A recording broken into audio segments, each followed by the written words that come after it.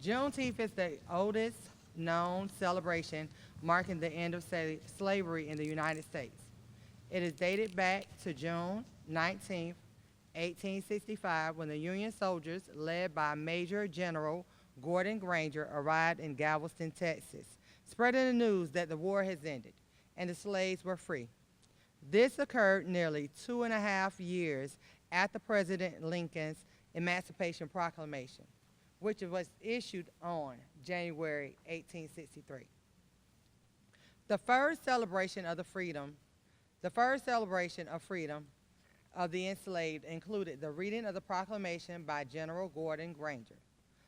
This began a community tradition that has lasted over 130 years. Today, the Juneteenth holiday is recognized as a federal holiday. In cities across the country, people of all races, nationalities, and religions are joining hands to truthfully acknowledge a period in our history that shaped and continues to influence our society today. We welcome you to the first event of 2024 for the Juneteenth Committee of Wilmington. The Juneteenth Committee of Wilmington has existed for over 30 years, almost 30 years. It has provided community events before, during, and after the Juneteenth holiday. Today's panel discussion is taking place under and being sponsored and presented to you by the Juneteenth Committee of Wilmington. And it is called The Power of the Vote: Educating, Emancipating, Empowering, and Energizing Others Through Civic Engagement.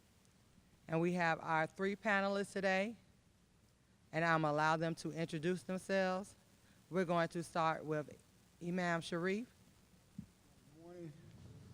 I'm Imam Abdul Rahman Sharif. I'm the chairman, co-chairman of Juneteenth Committee, Wilmington NC Inc. I've been involved since 1995, one of the original organizers of the Juneteenth Committee. Thank you for your presence here today. Ms. Pamela Green. I'm Pamela Green, and I'm a community member. This is my first year on the panel. I'm glad to be here. Thank you. President LaRon Montgomery. LaRon Montgomery, president of the New Hanover County NAACP.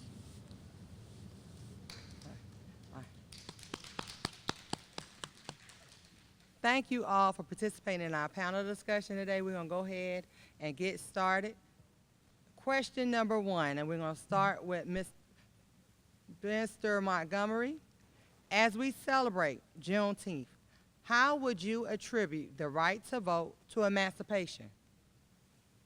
I attribute the right to vote as a sign of freedom, emancipation, because at one time, us as the people, African Americans, did not have the right to vote. Not only if you look at race, you always also think about gender equality. Women didn't have the right to vote. So as we approach the Juneteenth celebration, I just ask those to reflect upon the time where those who were bound in chains, those who were beaten, those who were killed, and didn't never get the chance to cast their vote. And that's what I attribute my right to vote. All right. Thank you. Ms. Green, as we celebrate Juneteenth, how would you attribute the right to vote to emancipation? I think it was giving us the right to vote, and freedom is having the right to vote. Yes, ma'am. That's my thoughts. All right, thank you, Ms. Green. Imam Sharif, as we celebrate Juneteenth, how would you attribute the right to vote to emancipation? Well, immediately from a philosophical dynamic, and we go back to the founding documents of this country. Declaration of Independence is preamble, which states that all men are created equal, and they are endowed by their Creator with certain inalienable rights, that among these are life, liberty, and the pursuit of happiness. And emancipation is inclusive of all those things, stated and unstated. And we are citizens of this country, perhaps the only people who came here not through immigration, through a forced dynamic. But the fact that we are here, we have survived that womb of the plantation and produced what I call a superhuman being. After being buried for some 400 years in darkness, no education, no reading, no learning, it was a desire to just be involved. It's man's natural inherent right. And the documents upon which they found this country, inclusive of all religions, all genders, etc., say we have that right. All right, thank you. All right, so now I'm gonna start with Ms. Green. Why should all citizens be empowered to vote? It's all right. Any kind of way you can get there, everybody has to vote. That's my take on it. We want everybody to vote, young and old. Thank you so much. Imam Sharif, why should all citizens be empowered to vote? Well, if we're going to make this a more ordered and a more perfect union, it goes back to the founding documents of this country. If we're not empowered to vote, then the documents are written subliminal untruths. And we know these documents are inspired to be truthful, and a lot of religious scriptures involved from all three of these dynamic religions in America, and maybe even more. So the empowerment comes from within. We got to be inspired to say, it's my right. And it's nothing we have to take, we shouldn't have to fight for it. 2024, it should be an automatic spiritual dynamic. We are empowered to vote. Okay, thank you. President Montgomery, why should all citizens be empowered to vote? I agree with Imam Sharif. The empowerment should come within why we should vote, empowered to vote.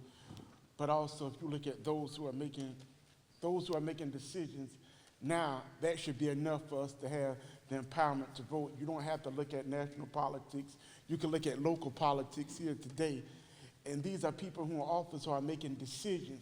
And if we don't agree with those decisions, that should give us the empowerment to cast our vote to make a change. All right, thank you all. All right, Imam Sharif, I'm gonna start you out with the third question. How can we educate others on the voting process and new voting laws? I think we should instill within the minds of the citizens that voting is not difficult. And like one teacher said, it's not so much to teach the student what to think, but teach the student how to think. And we have to recognize and understand voting is not hard. What is presented instills in people a sense of difficulty. You got to go to this district or that district, or you got to present this ID, et cetera, et cetera, et cetera. You know, if you got to present an ID, everybody else got to present an ID. So if they're going to make it difficult on a certain people, in essence, they're making it difficult on everybody, if people are thinking that way. Well, we should think the opposite of that. It's just an obstacle. You know, if our foreparents overcame what they overcame, died, sacrificed, life and limb, then it really should, well, how should I deal with this? How should I look at this ID thing? How should I look at the changing of a district? We got to vote, as Brother LaRon said, put people in place who will represent us. So we got to think, I got to vote. My vote counts. It's got to be an embedded thinking. It's got to be, it can't be subliminal. It's got to be powerful and impacting that person's spirit, his mind, his soul. We got to vote. Every vote counts. I don't care who's running, but we got to think how we get around this process and just be patient. You know, if they say polls are going to close at 7 o'clock, if you're standing in that line, you got to get in that door. Take an umbrella or something, some water, but don't get impatient. That's the key, because it's all about jealousy. You know, jealousy is what produces the hate. You know, somebody don't grow up hating. Is an inborn something that's produced. Jealousy is produced, and the jealousy creates the hate. And if you ask somebody, man, why are you holding me down? I grew up this way. That's what it all boils down to. But we got to be patient enough to override that, rise above the gravity of all that, and just do it. Thank you. All right, President Montgomery, how can we educate others on the voting process and new voting laws? One thing I want to speak about voter ID. I think we can educate, and I want people to understand, if your vote didn't mean anything, they wouldn't put hurdles in the way for us to go vote. The voter ID is another hurdle. So we need to educate that you do need your ID, and what is it with the ID? Most people get scared when they say ID, but you need to look at the rules. So we need to educate what do you need for ID, because different rules apply for those over 65 and those young and college students. So we need to inform the community about that. Also, I think we should inform the public on the issue. Not always Democrat, not always Republican, but look at the issue that is going on. I know years ago the church used to be a hub to get together for the community. I think we need to go back to that. Churches and houses of worship us together, not telling people who to vote for, not putting up a political candidate, but educating those how to fill out a voter registration form. What are the issues? Who are the people running for office? Precinct changes. Those things should be announced over the pulpit every Sunday, because that's a community thing. And again, if we don't do that, the changes that are going to affect, it's going to affect us drastically as a people. All right, thank you. All right, Ms. Green, how can we educate others on the voting process and new voting laws? He took what I was going to say, but just the places that we go, church is one, any kind of community involvement that we do, this is the place where we need to talk among each other about the voting rules, the process. When people have questions, you can answer them. And I know, like, we're going to have Vacation Bible School coming up. That'll be one of the places that I'll talk to the people at my church about voting, coming out to vote. I'll have registration forms for them to fill out. So that's just my idea on how you can get the community involved. All right. So, coming back to you, President Montgomery, if you could create one statement to energize voters, what would it be? One statement that I would think, and I got it from the Legal Defense Council, and it says, when I think about voting as an act of power, an act of justice, and an act of love. And I think that's enough of empowerment for you when you think about those three things. All right, Ms. Green? When I think about it, I think about it's just our right to get out and vote. We have no choice but to vote.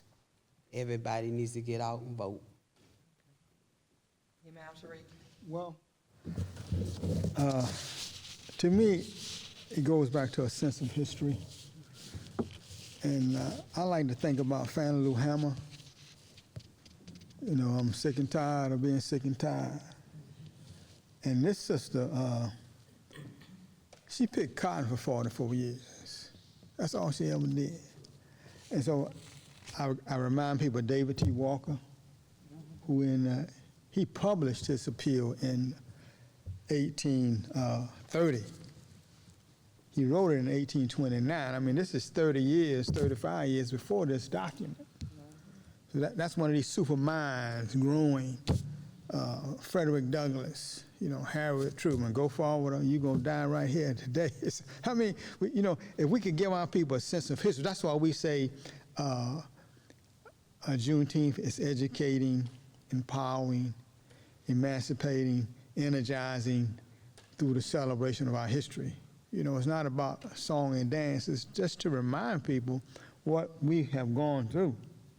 I mean, little children, women, being separated, people being separated from their spouses, from their children, from their parents, from just being separated, not being able to read. Whereupon once upon a time, your ancestors were scholars. my statement would get kind of long, but I would just go, and I go into the history a lot.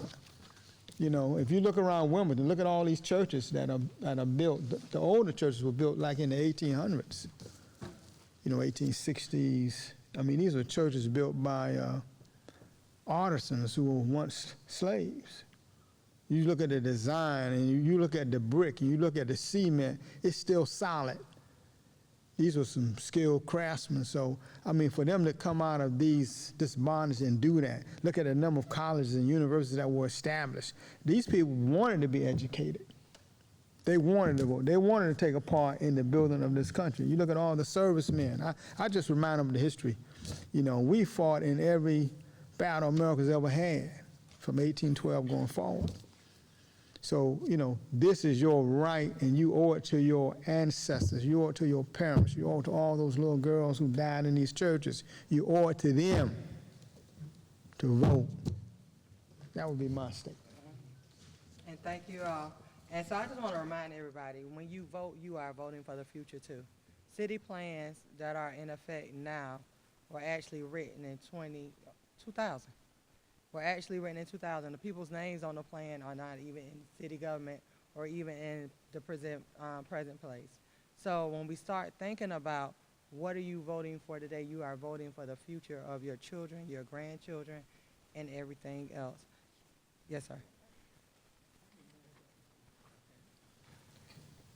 LaRon said, and Ms. Green, that we need to reinvent these hubs. Mm-hmm. Together, and organize even schools, and especially some of these big churches. You have basements. A lot of the basements built because they know they had to teach the children, you know. So a lot of these basements in a lot of these churches are not used.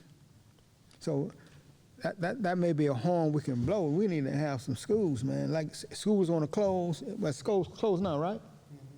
School is closed now, right? Yeah, I mean, so we should have our own summer school, a Saturday. Don't call it a weekend, call it a strong end school. We want to build strength, man.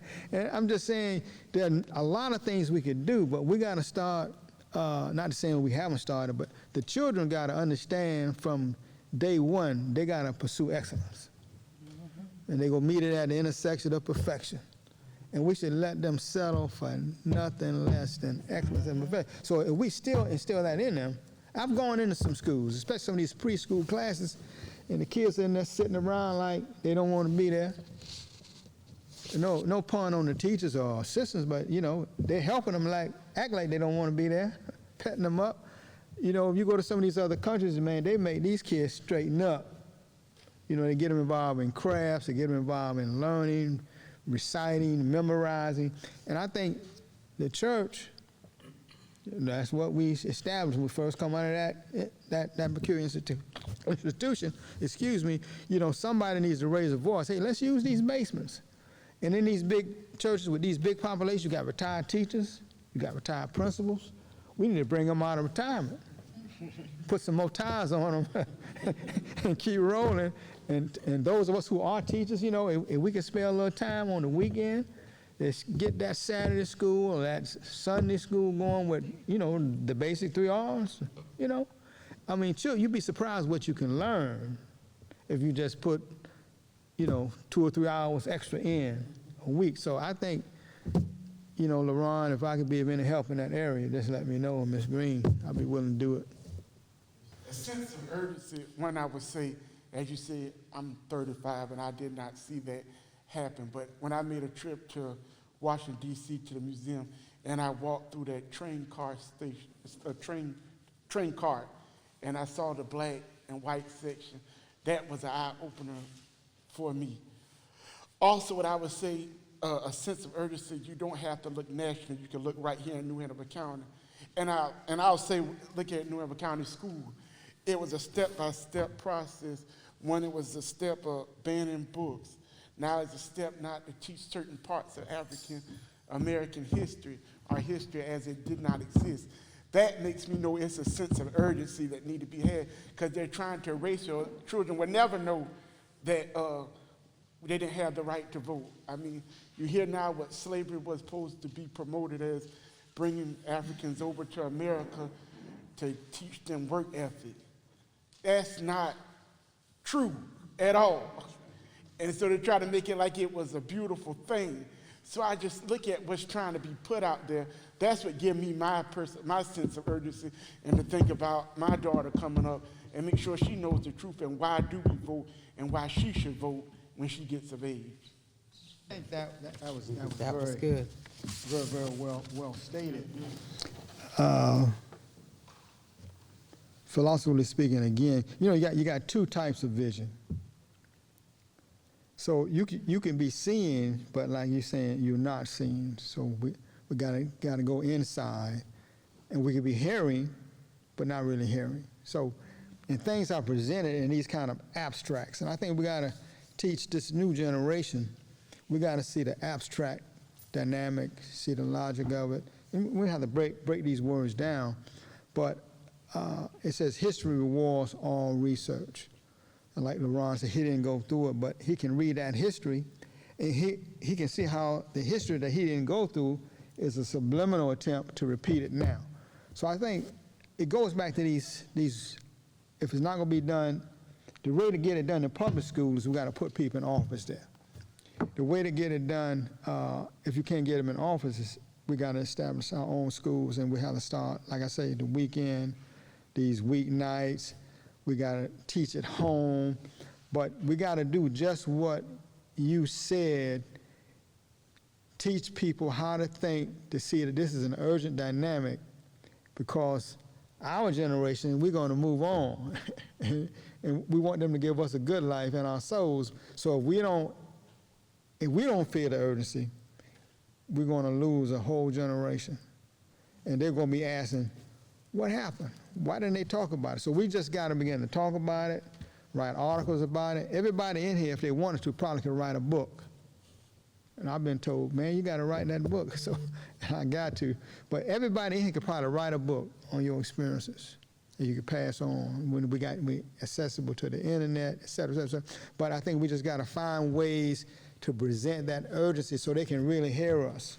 And it's going to start with these young kids, They might not be interested in the history as we're presenting it, but we got to let them see you are a new creature, you are a new being, new sensitivities, new ideas, new vision. You're a whole new Africa. We're not the same people that came here, and we got to get them to see that, So everyone has a pamphlet that's in the audience. First and foremost, I want to thank our panelists today.